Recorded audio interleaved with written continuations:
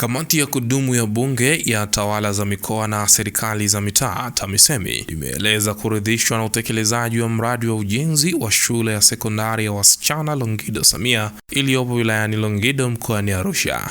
Akizungumza Machi 16, 2026 wakati wa ziara ya kamati hiyo wilayani humo, mwenyekiti wa kamati hiyo Mheshimiwa Florent Kyombo amesema kazi kubwa imefanyika katika hatua iliyofikiwa na inaonyesha kuwa kila anayehusika ametimiza wajibu wake ipasavyo katika kufanikisha mradi huo. Nikimnukuu, kazi kubwa imefanyika na kila mtu akiona majengo haya anajionea namna kazi kubwa ilivyofanyika katika mradi huu. Hii inaonyesha namna kila mmoja anavyotimiza wajibu wake kwa nafasi yake. Hayo aliyasema Mheshimiwa Kyombo. Hata hivyo amesema kuwa kutokana na kiasi kikubwa cha fedha kilichowekezwa katika mradi huo, Rais wa Jamhuri ya Muungano wa Tanzania Daktari Samia Suluhu Hassan anataka kuona ujenzi wa shule hiyo unakamilika kwa wakati. Kutokana na hilo, Mheshimiwa Kyombo amesema kamati hiyo itapaza sauti katika bajeti ijayo ili kuhakikisha fedha za kukamilisha mradi huo zinaongezwa na mazingira bora ya kujifunzia yanapatikana kwa wanafunzi. Kwa upande wake, makamu mwenyekiti wa kamati hiyo Mheshimiwa Jafari Chege ameshauri kuwepo kwa msimamizi wa miradi mikubwa Estate Manager kwa miradi kama hiyo ambayo kwa sasa inatekelezwa katika maeneo mbalimbali nchini. Nikimnukuu, anasema ni lazima tuwe na msimamizi wa miradi mikubwa ya namna hii inayotekelezwa kwa fedha nyingi. Tuwe na msimamizi ili ikitokea uhitaji wa ukarabati aweze kushughulikia haraka badala ya kutegemea wahandisi pekee. Tutakuwa watu wa ajabu kama tuna mradi wa shilingi bilioni 4.5 halafu hatuna Estate Manager. Hayo aliyasema Mheshimiwa Chege. Aidha, amemshauri katibu tawala wa mkoa wa Arusha kuweka utaratibu maalum wa kufanya matengenezo ya majengo ya miradi mbalimbali yanapoanza kuchoka ili yaendelee kuwa katika hali bora. Kwa upande wake, waziri wa nchi ofisi ya waziri mkuu TAMISEMI Profesa Riziki Shemdoe amesema maelekezo yote yaliyotolewa na kamati hiyo yatafanywa kazi haraka iwezekanavyo. Pia kamati hiyo imependekeza kuwa licha ya shule hiyo kutumia maji kutoka mamlaka ya maji safi na usafi wa mazingira Arusha AUSA, ni muhimu kuanzisha utaratibu wa uvunaji wa maji ya mvua kupitia majengo yaliyopo shuleni hapo ili kuongeza upatikanaji wa maji.